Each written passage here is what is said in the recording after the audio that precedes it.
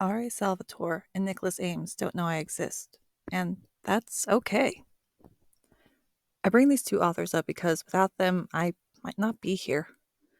My debut novel and subsequent series wouldn't be published. There was a long while where I thought no one would want to read a fantasy where neither main character was human.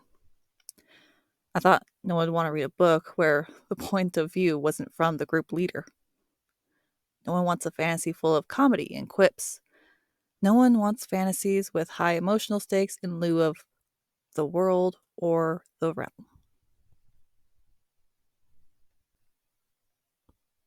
Salvatore wrote elves as his lead characters.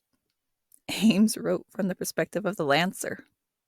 I adored their books. In a way, they gave me the green light to create and share the kind of story I had in my heart. And the thing is, they've helped me.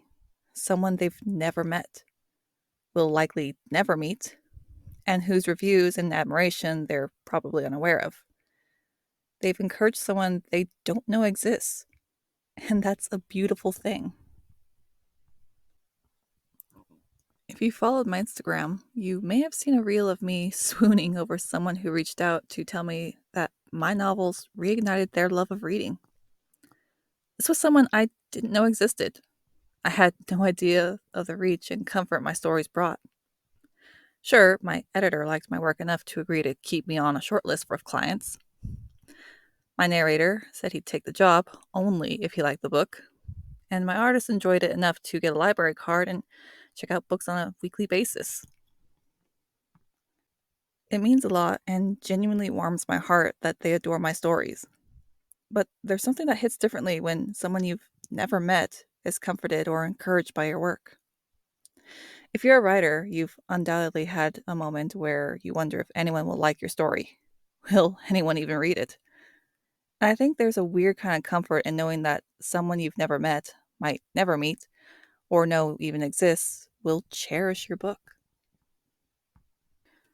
Most of us dream of becoming a bestseller and writing full time. Getting there means relying on complete strangers, people we didn't know existed, picking up our books and becoming a fan.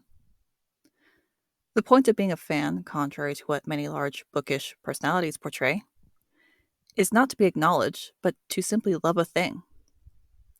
Modern media and marketing has become so involved with making everyone into an icon or public figure, implying you're not a real fan unless you know every facet of the books and the author. Which, in my opinion, is horrifying, because that mindset alludes to the idea that these authors are not entitled to a private life, that they must share everything with everyone to be relatable, marketing themselves so that they can sell their books.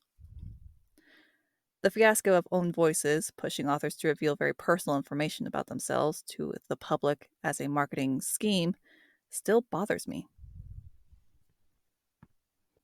I had originally planned to query agents and go trad with my books, but I had such a difficult time finding someone who didn't want to make me the product.